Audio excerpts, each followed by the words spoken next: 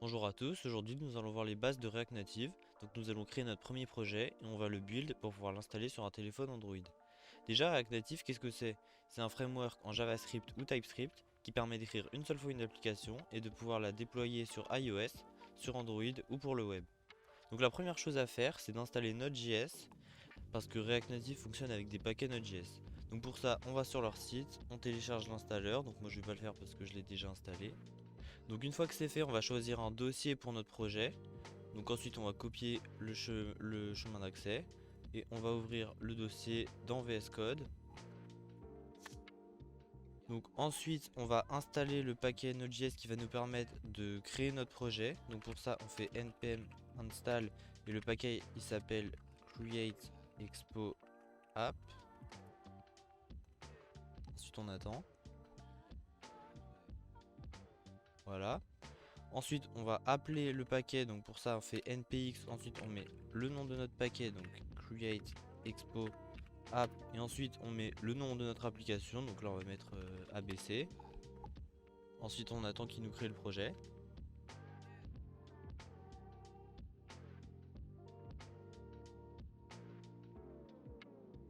Donc une fois qu'il nous a créé notre projet, on va placer notre terminal dans le dossier du projet, donc on fait cd et ensuite on met le nom de notre projet. Et ensuite déjà on va pouvoir lancer le serveur. Donc pour ça on fait npm start. Donc on va lancer ce script là qui va lancer le serveur qui va nous permettre de voir les modifications qu'on va faire en temps réel. Donc une fois que le serveur s'est lancé, là si on remonte on peut voir qu'on a un petit QR code. Et après on va pouvoir installer l'application Expogo sur un téléphone et voir les modifications en temps réel. Une fois qu'on a installé l'application, si on est sur iPhone, on peut juste scanner le QR code avec l'appareil photo. Et si on est sur Android, on peut le scanner depuis l'application. Une fois qu'on l'a scanné, il va nous faire le bundle. Donc ensuite on voit apparaître cette page blanche et si on ouvre le fichier app.js, on retrouve le texte qu'on a sur notre page. Et on voit que si on change le texte et qu'on sauvegarde, le texte change aussi sur l'application. Donc on peut essayer de changer plusieurs paramètres, par exemple la couleur de fond, là on peut mettre black, on voit que ça passe en noir.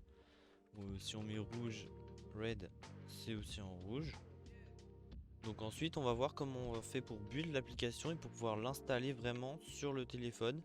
Parce que là elle fonctionne avec l'appli Expogo, mais s'il n'y a plus l'appli Expogo, l'application ne fonctionne pas. Alors déjà il y a deux librairies qu'il faut ajouter à notre projet, sinon l'application ne fonctionnera pas.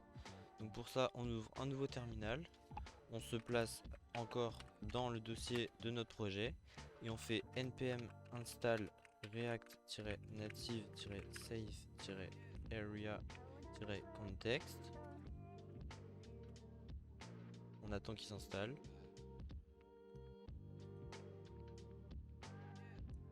Et ensuite on fait pareil avec react-native-screens et on attend qu'il s'installe. Voilà, donc maintenant on relance notre premier terminal pour être sûr qu'il n'y a pas de problème de version avec ce qu'on vient d'installer.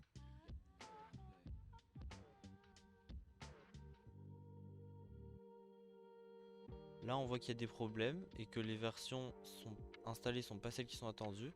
Donc on va aller dans le package.json et on va remplacer les versions qu'il attendait à la place de celles qui sont installées.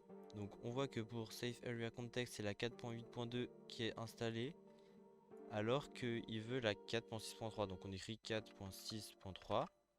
Et pour cette dépendance là, on voit qu'il veut la 3.2.0 et avec une vague devant.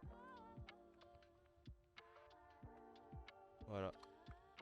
Et ensuite pour mettre tout ça à jour, on fait juste npm install. Voilà, et donc normalement si on relance notre serveur, on n'a plus de message d'erreur au début. Voilà. Donc maintenant on va générer le dossier Android qui va nous permettre de build avec Android Studio. Donc pour ça on fait npx expo prebuild-p, donc plateforme Android. Donc là il va nous créer un dossier Android. là on valide juste.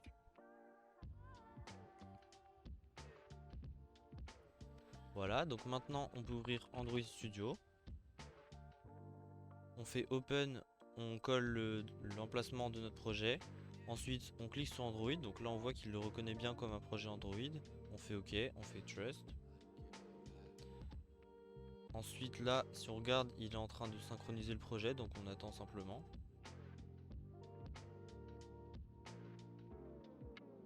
Voilà, c'est bon. Alors entre temps, j'ai eu un petit souci, il voulait pas synchroniser.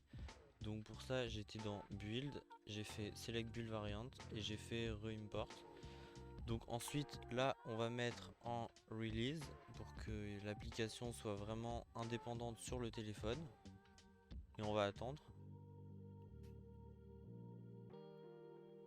En attendant, on va pouvoir créer un émulateur sur lequel on va pouvoir donc lancer notre application. Donc pour ça, on va aller dans Device Manager. Donc moi, j'en ai déjà un, mais on va le supprimer pour en recréer un. Donc voilà, on fait le plus. On sélectionne n'importe lequel, peu importe. L'image, moi je prends souvent l'API 33, mais peu importe aussi. Et ensuite, on fait Finish. Donc là, il a fini. Et on va donc pouvoir lancer l'application sur l'émulateur. Donc on va là pour voir l'écran de l'émulateur. Et on attend.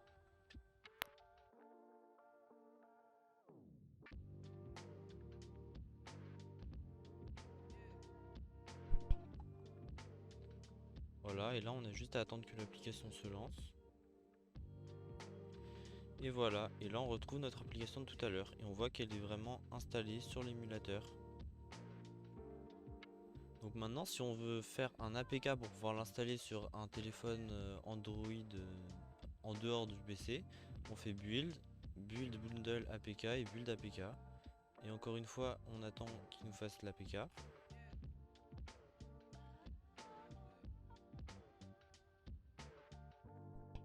Et voilà, et là on a juste à cliquer sur Locate, on ouvre le dossier, et là on a notre APK qu'on peut installer sur n'importe quel téléphone Android. Donc voilà, j'espère que ça vous aura aidé à comprendre un peu mieux ce qu'est React Native et à quoi ça sert.